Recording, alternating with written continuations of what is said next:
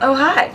This is a special message from me to you. And also from me to you, because Taylor Swift and I both really want to talk about a weird observation I made when I was at the Harvard Museum for the Ancient Near East. 2 weeks ago, I presented at a conference in Boston. On the last day of the conference, we were received within the Harvard Museum for the Ancient Near East. Within the museum is the incredible collection of its founder, David Gordon Lyon.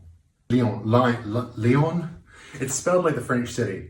David Gordon Lyon was an avid archaeologist. He was involved in excavations across the Levant, but he wasn't just excavating the ancient sites. He was also fascinated with the modern cultures, the indigenous cultures that made up the region he was working in. So Lyon collected a great deal of anthropological artifacts as well, the clothing, the dress, the weapons of the indigenous people of Syria and Palestine. And one exhibition in particular really drew my attention. It was a cabinet full of swords. That's always going to get my attention because I am obsessed with these kind of things. Put that down for a second. There are 4 specific daggers on display with a caption attached saying that these are 4 out of 23 daggers that Lyon bought that are Bedouin in origin. He bought them on the Jerusalem-Jericho road from an innkeeper. Now this jumped out to me immediately because it reminded me of a passage in The Desert and the Sown written by Gertrude Bell. Bell was an English explorer and anthropologist. She had spent decades exploring Mesopotamia, the Levant, and Arabia. And in 1905, she was taking the Jerusalem-Jericho road when she came to an inn on the road where she records, 3 Germans of the commercial traveler class were sitting, writing on picture postcards in the room of the inn and bargaining with a kanji for imitation Bedouin knives.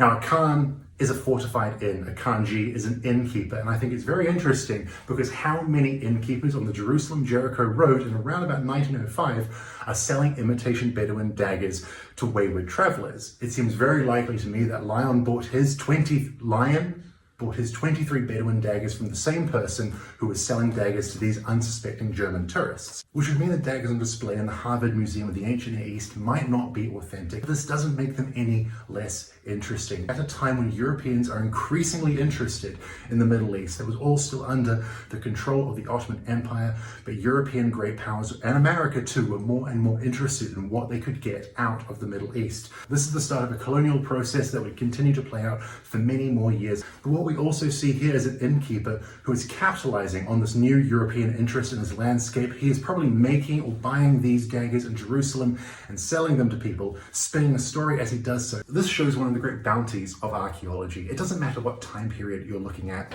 Doesn't matter which era. What matters is the story that the artifact, the piece of material culture tells, and that is always relevant, that is always interesting.